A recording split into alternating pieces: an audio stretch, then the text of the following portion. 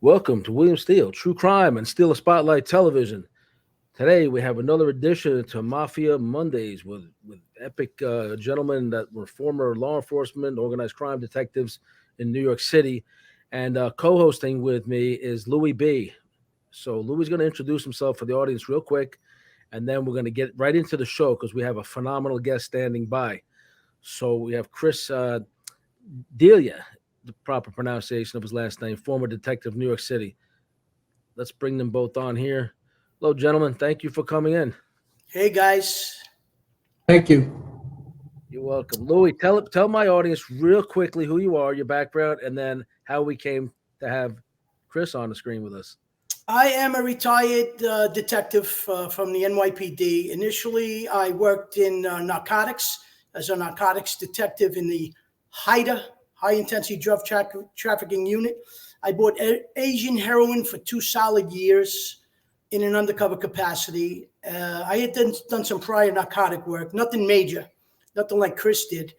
And I got drafted into doing Italian organized crime. And as a result of that, myself and my team cracked the largest organized crime case in the history of New York law enforcement. It was private sanitation controlling the the organized crime rather controlling the private sanitation industry. And I also have a book coming out called Revenge Served Cold, which is a lot of fiction based on fact, but it's very, very entertaining. It starts out in Sicily and comes to America. And the documentary Wasteland is going to be hopefully streaming soon on television. And so you agreed we're going to be doing these Mafia Monday segments together. I've already started them. Yes. I'm very honored. I'm very honored.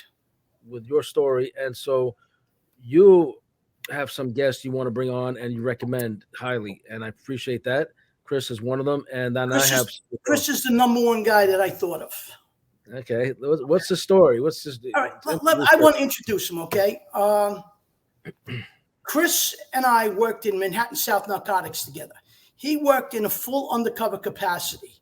Now, there are undercovers and there are undercovers. When you enter the Organized Crime Control Bureau, they make you an undercover. You want to be an undercover? Yeah, most guys are nickel and dime undercovers, which means you go into the middle of Manhattan, you could be wearing a police uniform and somebody's going to sell you marijuana or something. It's a piece of cake. There's a million nickel and dime undercovers. The undercovers, in my opinion, that are true undercovers were guys like Chris. He did probably 3 times the amount of work that I did because I did some investigative work before I became an undercover. I didn't have to become an undercover, but they promised me a promotion. What the NYPD does is they tell you want to be an undercover, we'll get you your detective shield in 18 months, which is you're taking a speeding train to get there. But you're also risking your life. Now, guys who were undercovers for 18 months, yeah, they bought drugs. Street level, you get hurt. You could walk down the stairs and get hurt. But guys like Chris who did casework, those are the real undercovers. You know, he didn't tell anybody what he was doing. You don't talk to another team. What are you doing? I'm doing a buy today in Brooklyn. That's all you say. You don't say anything. Okay. He was in there. He was in the swamp with the alligators, and the alligators were up to his neck. And I'm going to tell you, he's got cast iron testicles. I know his reputation. I know also his reputation. He was a pain in the ass to work with in the office. He broke everybody's balls, but that's who he was. Okay, he's a great human being. And let me say this about him. A few years ago, I had some problems with a homeowners association, and I needed some help. And he reached out to me for no reason whatsoever, just because we're cops, Italians, and I needed some help. And he jumped right in there for me. So I have the utmost respect for him as a human being and as a cop. He's also a very, very religious guy, which is a very honorable thing. I'm trying to get back to it. Haven't been grabbed yet, but I'm trying because my days are numbered, and I want to go to the right place. And I take particular pride and pleasure in introducing Chris to the world. And he's going to have 3 times the amount of stories that I have. And the guy's a phenomenal human being. God bless you, Chris. Chris, thank you for coming on. Tell us about yourself. Give me some lead in, and I'll ask you some questions as we go.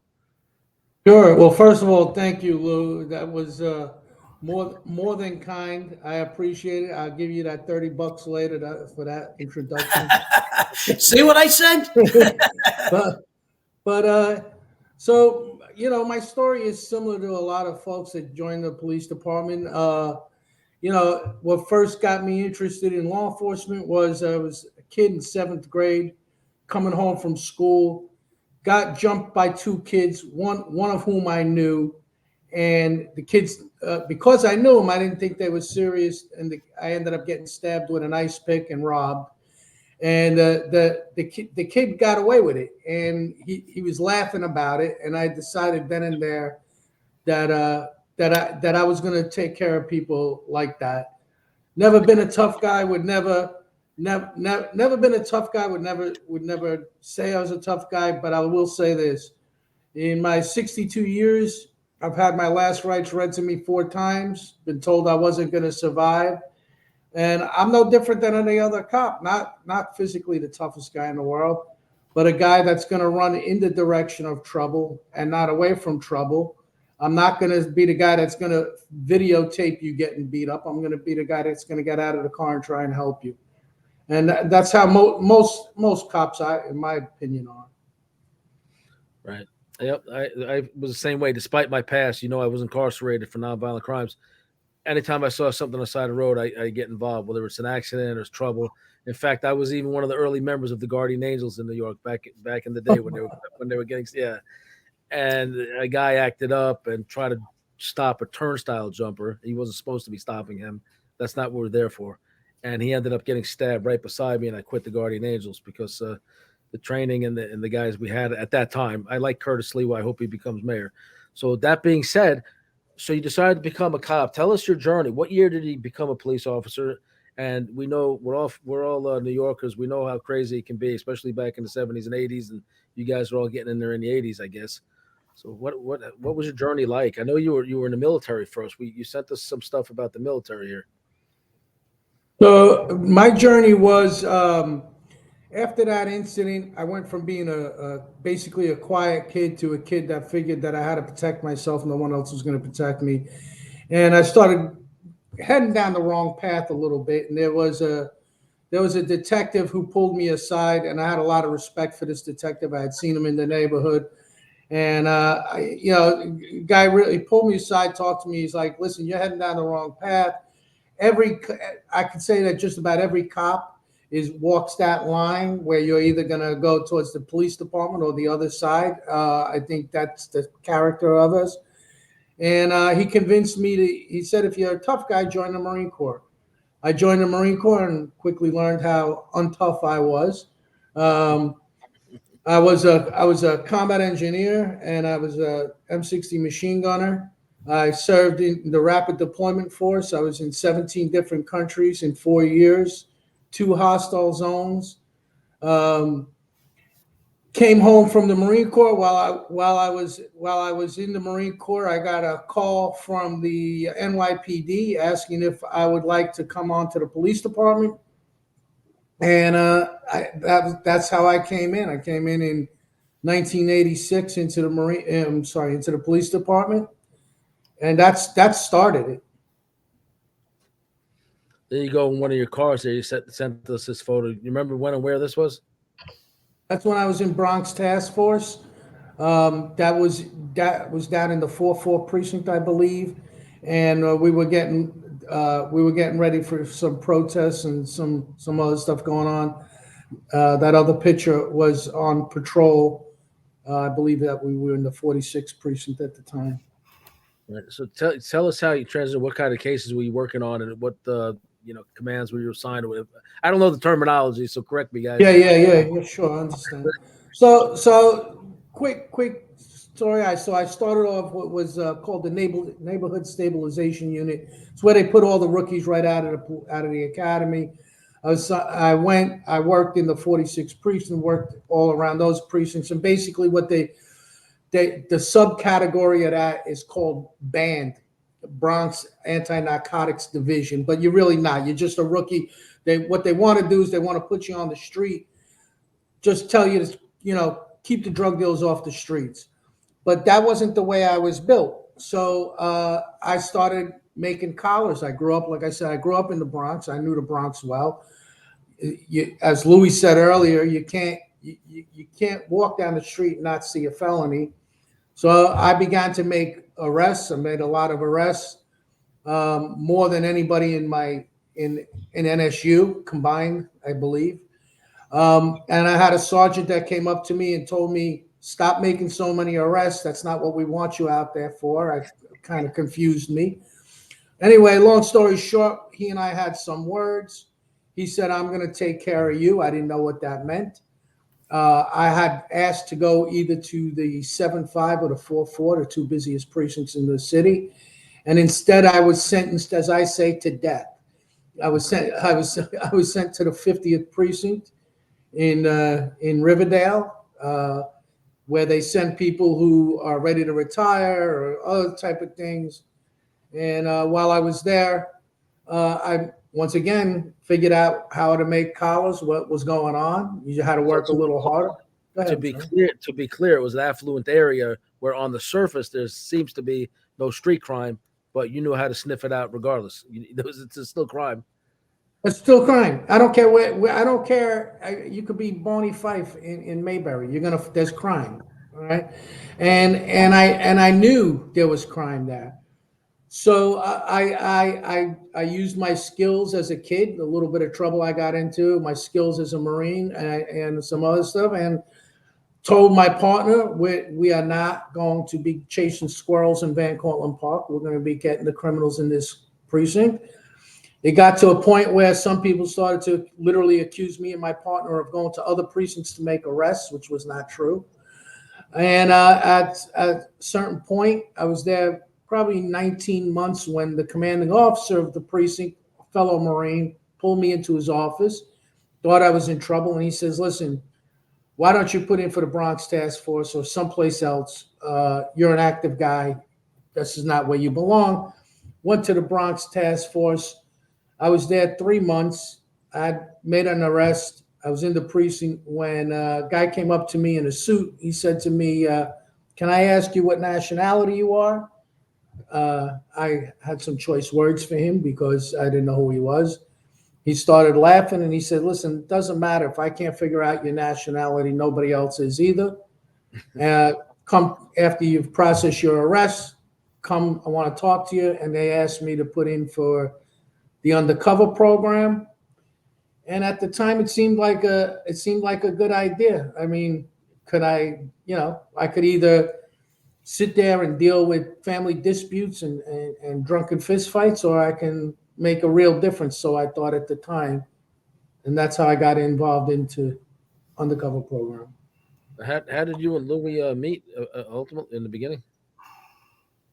So we met when I'm not exactly sure the year because I forget what unit you were in, Louis. I worked for Bill Ali. I got into narcotics in August of '88. So then we met right at the beginning because that's about the time that I came there. I didn't work for Ali at that time. I worked in because they broke you up by districts. Right. So I didn't work for Ali, but we all knew each other. We all reported to the same place, same building. Chris had a very, very good reputation as an undercover. There were maybe a handful of guys. Nelson, I'm not going to give anybody's last name. Carlito. They were my heroes. I learned a lot from them. Chris, see, everybody takes on their own persona. Their persona. They become this other person. We're actors without a script. And whatever line of shit he used. Okay, whatever line of shit I used. Once again, he'll tell you, I worked for this lieutenant that was hated. Okay, they called him the Wah, William Ali. He was my hero. Okay, he was a crazy man, or was he a crazy man? No, he didn't want anybody else talking to us. But I learned so much from him. Once that's the story of my life. I sound like Rodney Dangerfield.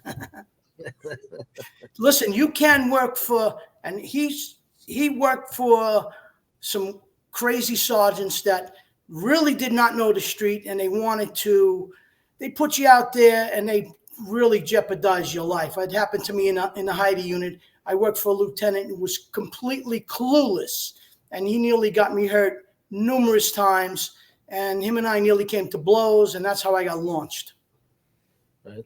So, Chris, I noticed here you had sent some commendations you received. So we got one here, commendation, New York City Police Department, and you got another one here. I'm sure there's many more. Um, Give us an idea of some of the cases that stand out in your mind, the most danger, the biggest arrest, things like that. I think that you sent the photograph with a briefcases full of cocaine. Is that cocaine packets? So Can you hear me? yeah, so excuse me. So I mean, every day is a dangerous day, and especially within the NYPD, because as Louis and I was speaking, the NYPD upper management and a lot of the people that are in charge of narcotics units, they never really walk the walk. And so they would send you one day to do a street level buy, and the next day they want you to go do a major case, and you can't do that. Not easily anyway. No, Um, if you jump that quick, the dealers gets real suspicious. right. So I, every day was a dangerous day. I mean, some of the more dangerous cases I worked on was right after Chris Hoban and Michael Busick were killed. I was out in the streets buying guns and trying to get information. So I was inside apartments, and as I tell people, I actually got smacked around and hit more by police than I ever did by the people I was investigating. I guess I did my job a little too well. And in that particular case, I was buying some guns. Law enforcement came in, grabbed me, let the gun dealer go, thinking I was the dealer, and that didn't plan out too well for me, being considering that two officers were killed the day before.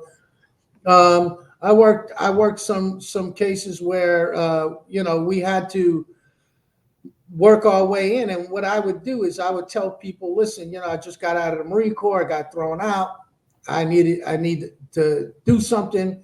And I like to joke around. I'm genuinely interested in people. I would get to know people. I would hang out. I wouldn't rush right into things. I'd take in the neighborhood, what's going on, who's doing who, and just start talking to people little by little by little. And literally, more often than not, I would be invited in. I wouldn't even ask. I would be invited in. Right. You can make a little money here, you can make a little money there. And to Louis's point, I literally did a case one time. I was getting a little cocky with myself, and I told my team, I can make a buy, and I'll let them know I'm a cop. And they're like, yeah, right. Walked into the place,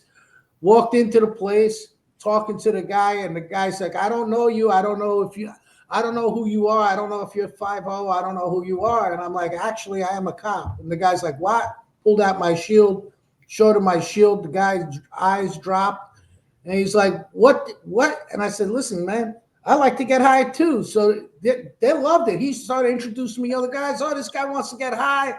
And what are you looking for? I'm looking for an 8-ball. Oh, I got it. Yeah. Everybody loving me. Come back. I leave. They go in, they make the arrest. I go into the cells, and the guy's like, but you told me you were a cop. You literally showed me your badge.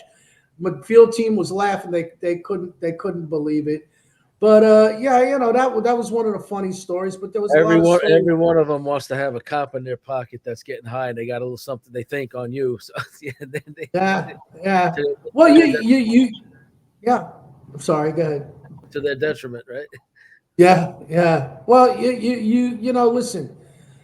It's a tough thing. It's a tough case to be in there. You went into some more high level buys where started off in Hell's Kitchen, worked my way up to other areas in Upper Manhattan. Did some heavy cases there that were quite dangerous and all. And as I told Louis, sometimes I got a reputation where few people got hurt, and people thought I did it. And the more you say you didn't do it, the more they think you did do it, and that actually helped me out that actually helped me out a lot. And but I always knew that I had my backup team that would go through walls for me and get me out of there. But listen, we had a number of our officers from my team hurt. We had one killed. We had a couple shot.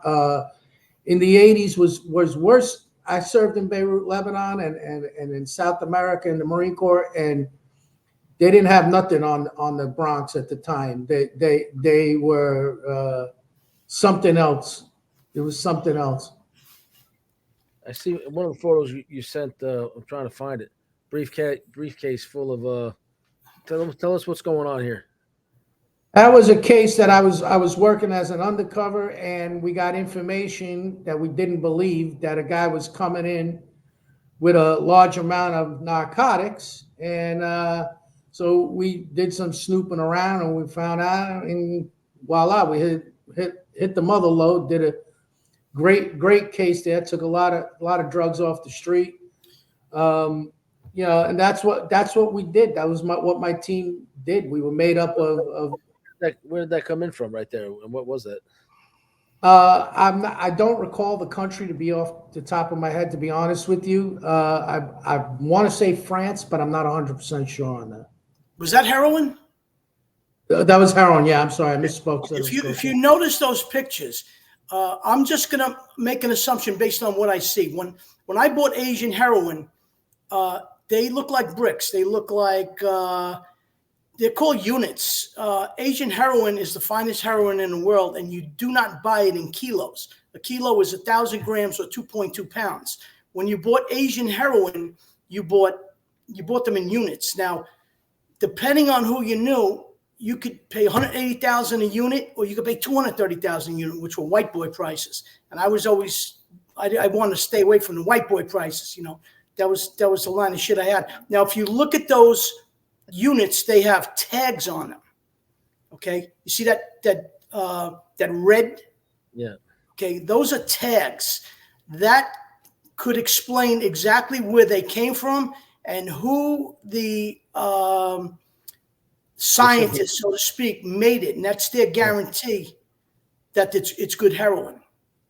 This is all I learned. I had to learn all this stuff when I bought Asian heroin, because one of the things I would tell the people is, yo, listen, don't give me the shake and bake. Don't give me that brown shit. I don't want no Mexican brown.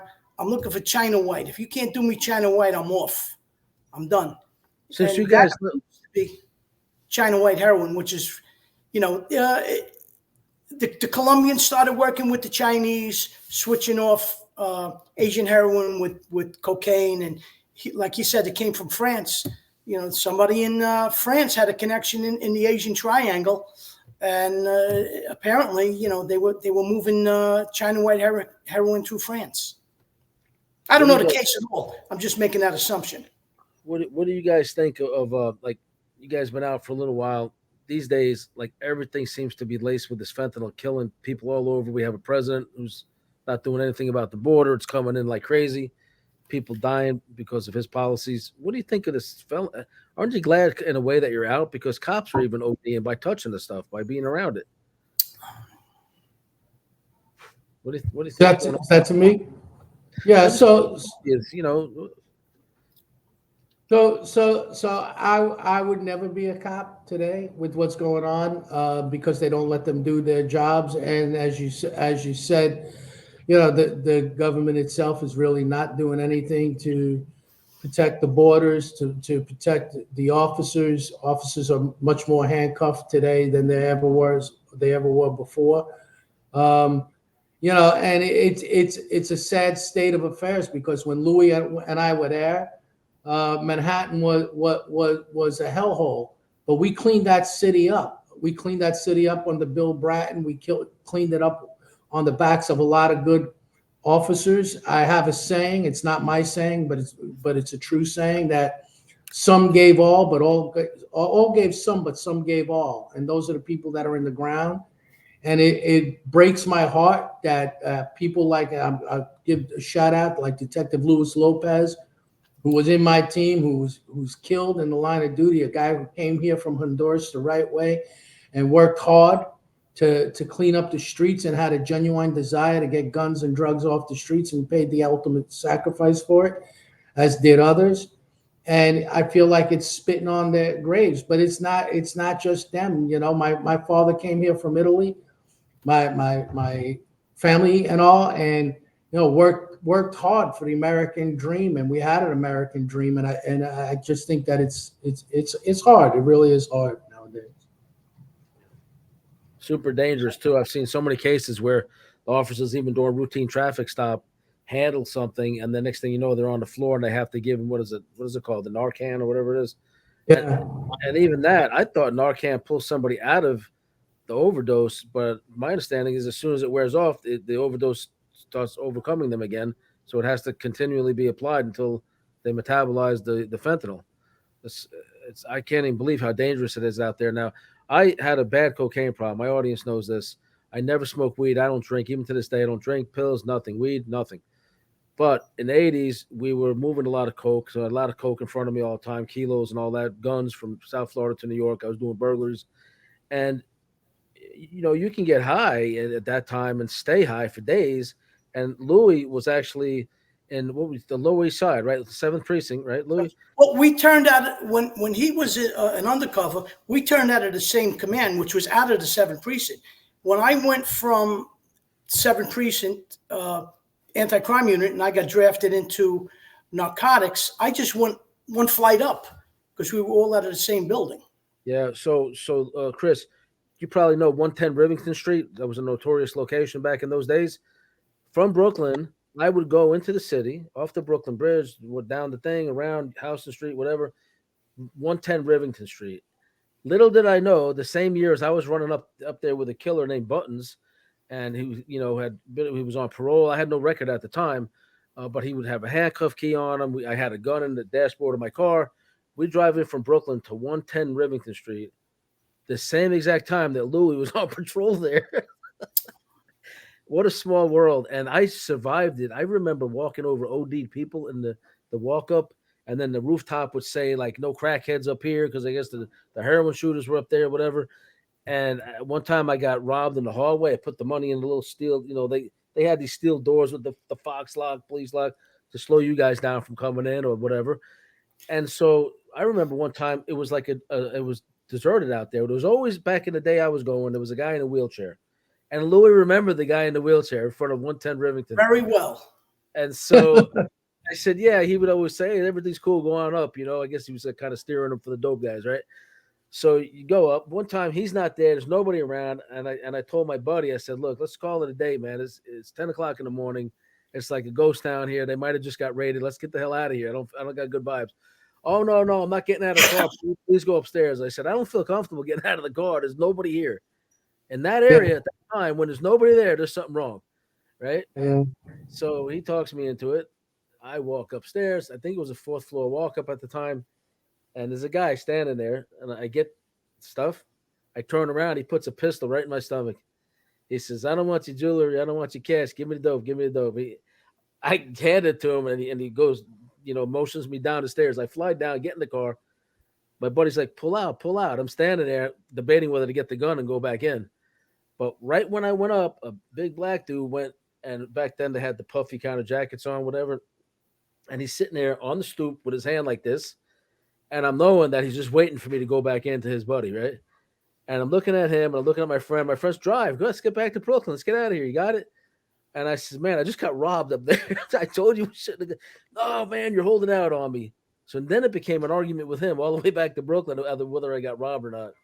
But I will tell you, I know how dangerous it was, where Louis was and where you guys were. And for my audience, that place was pure hell back in the day. Abandoned buildings, just bodies everywhere, police everywhere. I got pulled over. They had me against the car for like 20 minutes. Real uncomfortable pose. I kicked the feet way back. And guys know the routine. And so we're there, and they find he's on parole. I believe at the time it was for shooting a policewoman. During they raided a spot where he was dealing. They shot through the door and hit her in the vest. So he had all these charges. He had killed many people. He was well known. I somehow got linked up with him, and I was kind of trying to extract myself from this guy because he knew he was very dangerous. But yeah, they found dope. They found paraphernalia. They took it off, put it down the sewer, got me privately a little out of his earshot. I said, "What are you doing hanging out with this guy? You have no record. This guy's like really bad news. Get the F out of here. Don't let us see you here again." And it sent us home. I think it was early in the shift. If it was later in the shift, we probably would have went to jail, right, Louis? I don't know nothing about. I have no independent knowledge of anything. I have a question for you, Bill. I got a question for you. When you went to these locations, did you know what you were buying? I remember the bags. They were like little wax paper bags. They said Correct. the beef. I'll never forget it. All right. Well, those are the tags. You had to know what the tag was and what you were buying. I could give you the location. Century 21 was heroin and was on Henry Street. LES was crack. That was on Pitt Street. You had to know. You can't just say, "Hey, how you doing? This is $10. Could you give me some cocaine?" Right. A lot of times you had to ask them in Spanish, "Tu lo vendo perico?" Are you selling, perico was cocaine, manteca was heroin. Okay. And then also, if you went around to Essex Street was, they sold pills there. They call them hits. And there'd be somebody on the corner. You had to know this. This was hits. Okay. That was smoke. If you didn't know this, you're going to lose that money and you're not going to see that guy or your drugs. You guys know as well as I do, I did a ton of prison time, 18 years for nonviolent crimes. I was a law clerk, so I've seen it from both sides for almost that whole time. So I got to know the law real well. You guys know that most criminals are not that bright. And the second they come up with a new signal or thing to identify what they want, or, like you said, all these coded things, you guys know about it because everybody out there is telling you guys everything to avoid being arrested in that moment. How about this, Chris? You remember this sound? Bajando. Yeah, I remember. You remember bajando? The police are coming. Yeah.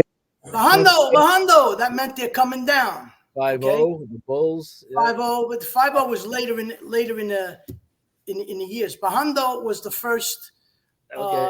I'll take it back even further. Back in the 60s and 70s, from Harlem, they used to say La Jara. La Jara, yeah. Okay? Yeah. But La Jara wasn't really a word. It was the Spanish people that couldn't say O'Hara, who was the cop on the beat. So they used to say La Jara because they couldn't say O'Hara. That was very popular up in Harlem. But that's spread citywide. I've heard it everywhere. La Jara. La Jara, that was meant to police. If everything was good, they say "Tato bien." Agua was another code word. Agua. Somebody from a top window, some places yelling out the window. Agua. Bajando. When you came down the block, you have to. The doors were blue. Agua. I listen. This is what they were saying. Okay, listen. And if I said if a guy, I was walking down the block and he said bajando and he didn't know that I knew it, I walk up and punch him hard in the face. That's just the way it goes. I think bajando this. To come on the show and say I didn't take money. I didn't send anybody. I didn't flake anybody. I never killed anybody. But I sure beat the hell out of him. That's what I did. Well, see, I had a theory. And the theory is this. And if they took this, fear equals compliance. If people feared you, they would, you understand? I never flaked anybody. That wasn't my thing. But if I told you to move and you didn't move, you either met the end of my nightstick or I used to carry an ice pick. The ice pick, when you felt it scratching your testicles, you'd move. It was my unofficial piece of equipment. Not police issued, right? I remember the blackjacks you guys would carry. I don't know if it was legal back then. I was getting chased over a stolen car or something one day in Brooklyn, and the cop threw one at me, hit me in the back, nearly broke my spine. I kept going. I made it home. I was in agony. A few hours later, I went searching the alley and I found it. I get this blackjack. Well, next show I could bring you my, if you want to see it, I have a jack, I have a slapper, I have sap gloves, I have a Coca-Cola stick with teeth marks in it. I remember that. The sap gloves had lead or something in it, didn't they? In the fingers. Are they legal today? Or no? I don't know. I mean, for police to carry. I'm not talking about for They don't carry them. My SAP gloves came out when we went to the parades. I was working in anti-crime when I used them. Times Square. Times Square, that's a story in itself. That night, it was a slap-a-rammer extravaganza. You could make arrests all night long. And, you'd be stuck in the system. See, what they don't tell you about, there's two days that cops don't want to work. And they run and hide. One is New Year's Eve, am I correct? Correct. Because you're going to be out there freezing your ass off. And I was out there. They put you out there like 3 o'clock in the afternoon. They don't give you take a 5 o'clock meal. There's not a place to take a pee. I swear to you, to stay warm, I wore lady stockings underneath my uniform. I swear to you, because they kept you warm.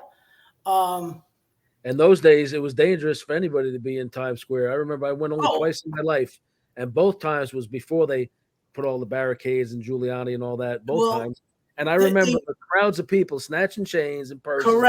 Correct. You had what was called roving bands. You'd hear over the radio, roving bands on 42nd Street and whatever, and those were problems. They would run up and they would grab you. 15 guys would jump on top of you and snatch everything off you. But it was so busy from the period of 12 o'clock when the ball dropped to like 2 in the morning. There's maybe 80 robberies and assaults in the side streets. You couldn't lock all those people up, because if you lock them up, you're taking the cops out of service. So it was, you spanked them and admonished them, So the SAP gloves were really good.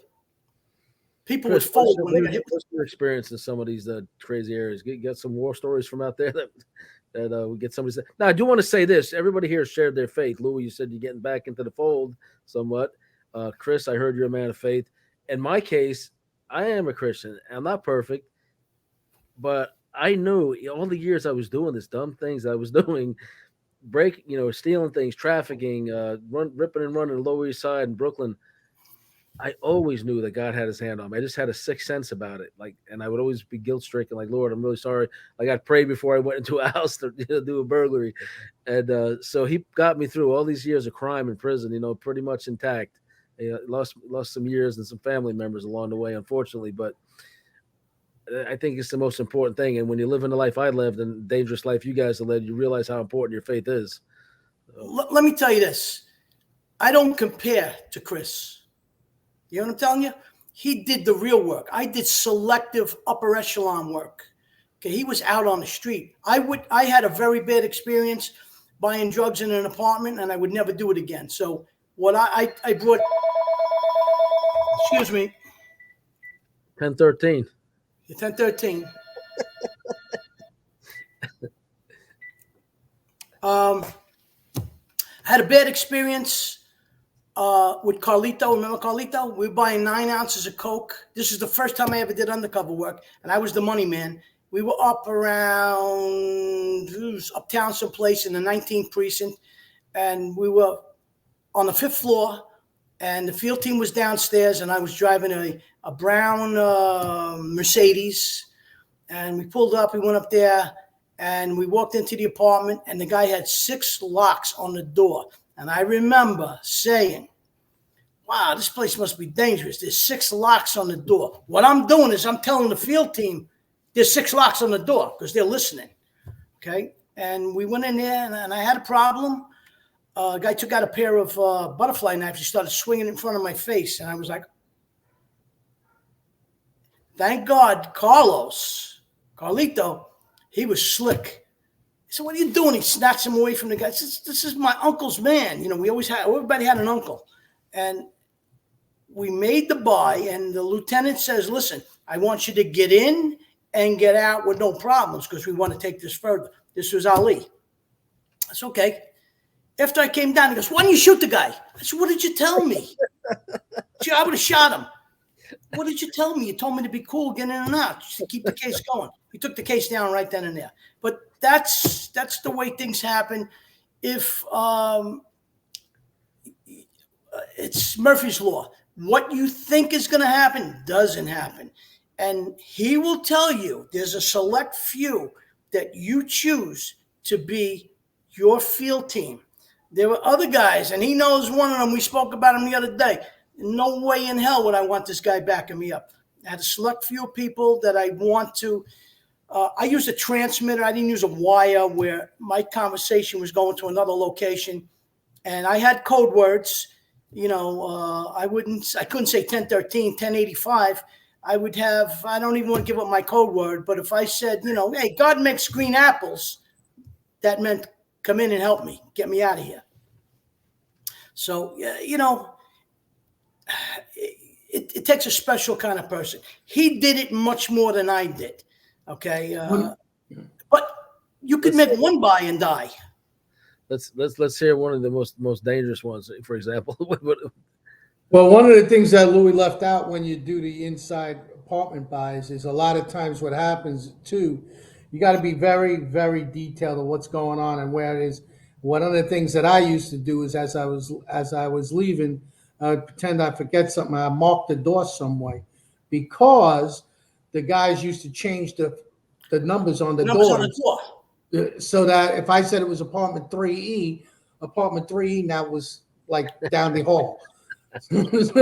So I used to mark the door and I would say, look in the door, Jen, you're going to see this. That's the place I was in. I moved out of the 7th precinct. I got moved over to narcotics major case, and we came out of a warehouse on the west side. We couldn't be seen near the precincts anymore. I was working a case called Operation Big Shot, and I was the undercover on that case. And we were buying heavyweight from guys uptown on 116th Street and other places. And then after Louis Lopez got killed, I found out that my wife almost cost her life. She went to the police department and said she wasn't comfortable with me being on the streets anymore. So next thing I know, I go from buying major weight to buying Mickey Mouse knockoffs, and I didn't know why. I thought I got in trouble. I was buying counterfeit handbags and Mickey Mouse, and my wife was happier than anything. And I'm like, what is going on? This is gonna destroy me. Talked to the boss one day, and he said, well, listen, your wife knew. I'd gotten hurt a lot of times. I haven't talked about some of the cases that I've done where, literally ended up in the hospital, beat up, excuse me, by law enforcement, by other folks, just working some crazy cases. But so my wife had enough of it. I went back to him. I'm like, listen, this isn't going to work. Just by pure coincidence at the time, FBI was looking for somebody and with background in investigations and in undercover work. I went over to the FBI. I worked the Harlem unit, and while I was there, we created, and I was the lead investigator in charge of West African organized crime for my unit. I couldn't work Italians because of where I grew up, and I tried to explain that to the police department, but sometimes they're thick-headed, they're stunad, they don't want to listen to you. Yeah. And doing a search warrant one time, they asked me, "Hey, listen, can you just help us out? All we want you to do, we're going to hit this garbage company. All we want you to do is to run into the office and secure the office." I said, "All right, I'll help you out." I hit the door. I go through the door. No sooner do I get through the door when somebody screams, "Chris, what the hell are you doing here?" And the sergeant's like, out to me, out, get out. Got out, went back to the bar. We used to call it the barn, back to where. And they were like, "What the heck was that?" And I'm like, I told you, I can't work Italian organized crime. So, so that was it. I think every case, though, like I say, is dangerous in its own way. From the street level thing, what Louis was saying earlier is very true. There was a time I did a buy in Hell's Kitchen where they had a stands there where people would sit. If you walked in front of the stands, they knew that you were a cop or somebody not in the know. You had to walk behind the stands, then come back around a certain way, and then talk to them. And it's still then you had to know the lingo, you had to know what was going on, what was saying. I did that by I ended up getting surrounded by the group. I guess they didn't like what they had to say. And I pulled out my gun. It was me against 7 guys. The ghost, as they used to call the guy, the ghost who was watching you, he knew I should have been out of the park by then. And he was coming in. He saw it. He radioed in that, hey, Chris is in trouble. We need help in here. And there's nothing more frightening than when cops think another cop is in trouble, because they came swinging in from the trees. I didn't even know where these guys came from. But there's nothing more fearful and no better feeling than to see, you talk about the big guy, this guy, big Irish cop grabbing me, boom, because for me to be in trouble meant something. Like I didn't get, because most of the stuff I did on my own. Right. And I was in by myself, and I had my ghosts and I had my backup teams, but I wasn't one to call for help. I figure I helped myself out of the situation, and I did in most of the cases. Had a similar instance as you, Bill, in the projects over there in Alphabet City. I got coaxed into going in the building, which you're not supposed to do. Went into the building by this tiny little black girl. She's like, "Oh, it's cold out here. It's cold out here. It's cold out here." I went inside. As soon as I walked inside, right to my throat, gun to my throat.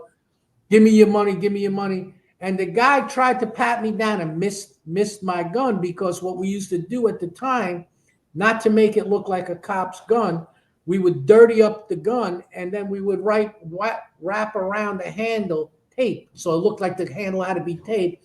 And then instead of using a holster, we use a coat hanger, and we turn the coat hanger into an S, Yes. and we put the muzzle of the gun into the hanger, the other thing in your pants. And I had it hit just perfectly where he missed it. But as he was patting me down, I was going for my gun at the same time, and they both took off. And in true cop fashion, to show how they love you, when you come out and you're like, "I just got robbed," it wasn't, "Oh my God, are you okay?" It was, "You stupid son." When did we tell you not to? And then of course, everybody's got to break your chops over it. Everybody's like, "Oh, they took Delia, they got him," it's Did they catch him in that no, case? no love. Did they catch him in Sorry. that case? Did they catch him in that case? No, they never caught him. No, No. no, they never That's the got him. way it goes. Yeah, but I have to say too, we talked a little bit about our religion, but I always say, so with me, when Louis died, I became a very angry person, more angry than ever before. And there was a priest one time who said to me, "Hey, we got these kids; they're one step away from going to jail. Why don't you talk to them?" I said, "Oh, I'll give you a good reason why not to talk to them. I'll give you 2 good reasons." He's like, "What's that?" I said, "Number one, I don't know anything about religion." I says, "And number two, I hate those kids, because those are the kids that are hurting my friends." So he says, "Well, instead of putting them in jail, why don't you," he goes, "you teach them." He goes, "As you teach, you'll learn." And that's what I've been doing. And I started that shortly after Louis died, and I'm doing that to this day.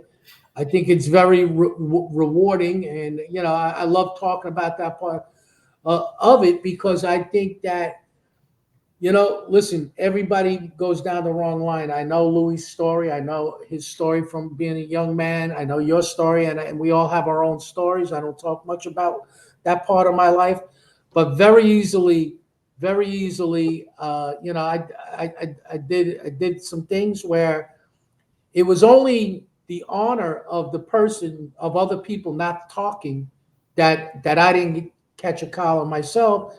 And so everybody deserves a second chance if they honestly want a second chance. And to me, it's the greatest thing in the world, because I don't have to take the steering wheel anymore. I got God to take the steering wheel for me. Amen. So in your case, you actually had that detective speak to you when you were heading down the wrong path. So you're actually doing the same thing now. Are you doing that formally, like in groups, talking to groups of kids, schools, or anything like that, or just one on Yeah, one? I have a youth ministry. I talk to kids Oh, between the ages of 14 and 16. I tell them my story. I walk in every time, and almost immediately people don't like me because I'm retired cop and everything else. And it's a no holds barred where we can talk. We talk about anything you want to talk about. I tell you, like most of these kids, with the first time I tell them, listen, when a cop pulls you over in the car and you know who he is, you see the uniform, you see the flash, he has no idea who you are. I tell them the story of I pull over a guy one time. I'm thinking in my mind, I'm going to cut this guy loose. I walk up to him, start having a conversation. He's getting a little itchy. I found out that the guy did a double homicide just 3 days earlier and thought that's why I was pulling him over. I had no idea. He talked himself into the handcuffs, basically. Yeah, yeah. So, Let so me ask you this: Are you speaking to them in what setting? At your church, or in like a juvenile facility, or what So setting? in this specific case, yes, it was put together by the priests of the church. In other cases, it's been a one-on-one thing. Somebody will recommend somebody to me. Funny, a little bit of a funny story. Kid, one of my boys, kid by the name of Rodney, he robbed the kid, and he didn't understand that it was robbing the kid. He says because he took his skateboard and his bicycle, but he planned on giving it back. So he says. So he's like, I don't understand why I got arrested, and it's not my fault. It's that kid's fault for ratting me out. And so I had to talk to this kid, and I had to explain to him. But I think that with my background as a kid, my father left when I was very young, and I grew up, in the Bronx on welfare, and with a single mother. But I had two uncles who were crazy, what kept me off of drugs. They said to me, "If you ever use drugs, we're not going to hurt you. We're going to kill the guy that gave it to you." And I believed them, and they would have probably did it too. You know what's So interesting? So we try to keep these shows, within a certain time frame. We're getting near the end here. I know you have a lot more to say. Are you willing to come back and be a guest again? We're definitely willing to have you. absolutely, yeah, of course. Thank you very much. Now, one of the things I need to bring up some of my stuff. So, I did a lot of time in prison. Now I have a reality TV show, but season 2 is about to drop on A&E Network. Inmate to roommate. It's about getting out of prison and living with family members who are not with people that are not your own family. There's some scenes that I'm in from the show. And this one here, this sign was on my bedroom wall when I got out, right there. So these people here were Seventh Day Adventist. She was my pen pal. This thing it really exploded. I have tens of millions of fans. I wish my fans would find me from that show and from TikTok and all these other platforms and come here, because I'm trying to earn an honest living and monetize this. And then we're working with people that are wrongfully convicted. We're doing these shows to show that despite my past, I've had law enforcement in my family, and including FBI agent, and I know a lot of people in law enforcement, so I mix it up. If I don't have guys here that just there's other shows that brag about crime. Oh, I did this, I did that at the time. It was horrible. Goodbye. No, I want to hear your turnaround story, your redemption story, your turnaround story, and what you're doing today to do better. Writing books, maybe you're now a counselor or something like that, or you're talking to kids. So many people that have been on the show have turned their life around from a life of crime. And I've had my co-host is Ignacio Esteban, retired ATF agent, and now Louis agreed to be the Mafia Monday co-host. So there you go. The first thing we put out was right there was Louis' story, and it's in 5 parts. Then we've got Vic and Louis. Ignacio's book there, ATF Undercover. When you get a book out, if you do, you're more than welcome to promote it here as well. We'll have you right back on. That's my first book. Nancy Grace covered that on her podcast. It's this topic, wealthiest serial killer in American history. Robert Durst is on HBO Max right now. It's brand new. It's Sundays part 5, I think. And then Ghislaine Maxwell, I wrote a book about her. I knew her in Palm Beach for a while before she became infamous. And then Bank Vault Heist, I wrote a book about a true story of a bank vault burglary, where people stayed the guy stayed in the bank for 3 days, wiped out the safe deposit boxes, and then my crime prevention techniques that I believe could have prevented this type of bank burglary. Because in the end, when I was doing scores, I was a locksmith and alarm technician. If you remember the New York School of Locksmithing on 42nd Street, by the peep shows and all that back in the day, I went there. I graduated top of my class. I can manipulate safe locks. I can drill them, manipulate them, pick any lock, just about. And so I perverted those skills. and I became a very prolific burglar all around the place. And that was my dream score. That 3 day weekend, tunneling into a bank vault. And so I'm determined to do a series of books now, and that's the first one I put out about that. And everybody, I just thank everybody for joining us. Chris, do you have anything else you want to say? And I also like to ask my guests this: if the good Lord was to take you home today, how do you want to be remembered? You've seen the good, bad, and the ugly in the world. You're doing phenomenal things. What's the name of your company, first of all? That you're Real life security solutions. there. You go. So Chris is going to have that up and going here real soon. And tell us a little bit, real quick, what you do with that business.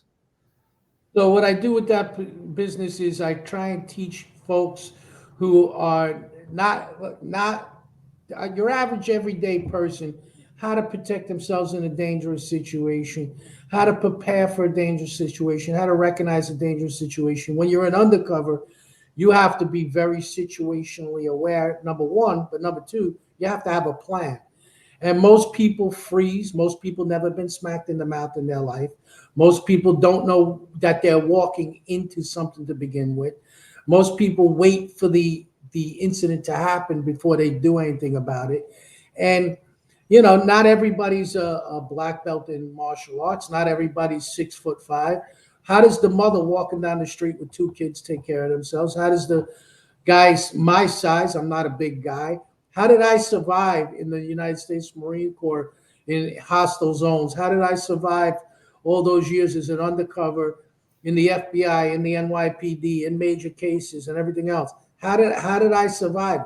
And there's a technique to it, and there's a way to go about things. And so this is to my way to give back to society. All right. We know nowadays the police are not coming for you. You better be able to protect yourself and your family, or you're going to lose them all. Yep. One of the things that we discussed on my show with Ignacio, and probably we're going to be doing a little bit of this with Lou as well, situational awareness. And I always tell my family members, you pull it, especially into an underground parking garage, not underground, but the tiered ones. Be ready to get out of the car, lock it, and start walking. Don't start looking through your purse, fiddling with your phone, your car keys, your locks, who's going where. Have all that stuff mapped out in your head as you park. Exit the vehicle immediately when you put it in park. Done. What I did probably 20 years ago is I created a system of training. I'm a martial artist. Mhm. I've been doing judo since 1970 as a kid. I started when I was in the 6th grade. I have a Nidan, which is a 2nd-degree black belt, in Tang Soo Do Muay Taekwondo, which is absolutely useless. I've cross-trained in several other martial arts for my own benefit. One of the things that I say, okay, and I teach, is awareness, avoidance, aggressively escape. You have to be aware. Take your nose out of your phone. Avoidance. I walk outside. I see a couple of people standing by my car. I don't get in my car. Go back into the mall. Call somebody. And then aggressively escape is the situation where you're going to have to physically do something, and that's where technique comes in.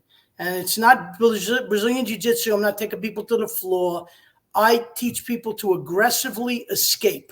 I'm not fighting nobody. My number one target in the world are the eyes, because if you can't see me, you can't hurt me. And I use another principle called strange pain. I put pain on you that you're not used to feeling. And when you feel it for the first time, the mind tells the body, retreat. And these things will really work. And I put strange pain on a guy in an airport who attacked me. And he voided and defecated all over himself. And next time I see you, I'll give you a little bit of strange pain. Listen, I interviewed a guy named Shane Coyle. He founded this Catch an Online Predator back years ago. Then he's getting back into it. He had some trouble with the law himself, struggled with an addiction. Child Safety Soldiers. Check out Shane. He's incredible, and he teaches a technique he learned from a woman called teaching the kids to go Chihuahua crazy. In other words, somebody tries to abduct them, act like a Chihuahua. They're very temperamental, aggressive dogs. Okay. And when I did burglaries, I Nice. can vouch for that. They'll go right after your ankles, whereas I've had the big dogs running high, but the Chihuahua is always coming after you. Can I throw something else into that? And I Right. learned this working on the street. Okay. If you bought drugs on the street, there was usually a guy who's a steerer who's bringing you into the block. There's somebody that's going to be a manager. There's somebody going to be taking money, and there's the guy who's going to hand out the product. So the moment I saw these guys standing around, when I got up there, I started to pick my nose. Okay? I started picking boogers. Now, what I would try, I figured out there's all three guys working in concert. I try to hand one guy the money. He would go like this. He don't want to touch it because my hand had boogers on it. I taught this to ladies. You on the subway at night, you're in a place, somebody starts staring at you, start digging. All right. On that note, Louis, stop eating it, Louis. All right. We're out of here. Let's have you on again real soon, Chris. If you're willing, we're definitely willing to have you back. What's your other friend's name again? The one who just called in the beginning of the show. We're gonna have him on soon. Ralph Friedman. Ralph Friedman, most decorated New York City detective, I guess. Detective, yeah. In American history. You look him up on Facebook. He's got more medals than George Patton. Oh, by the way, Chris, let me just say this. Chris, there's a level of medals that you hit in the NYPD. Some of them you can get a medal for making 3 auto crime. It's an EPD. Then there's what's called a meritorious. It's getting a little hotter. Then there's commendation. When you reach commendation, they put you in the department's honor legion. I got as high as you have to just about die. He got the Medal of Merit, which is above and beyond that. That tells you about who he is and what he's not bragging about it. I'm bragging for him. Okay, that is phenomenal. Then there's the Combat Cross, the Medal of Merit, solid blue bar, right, Chris? Chris is a very, very humble guest. I can tell he's that. Very humble.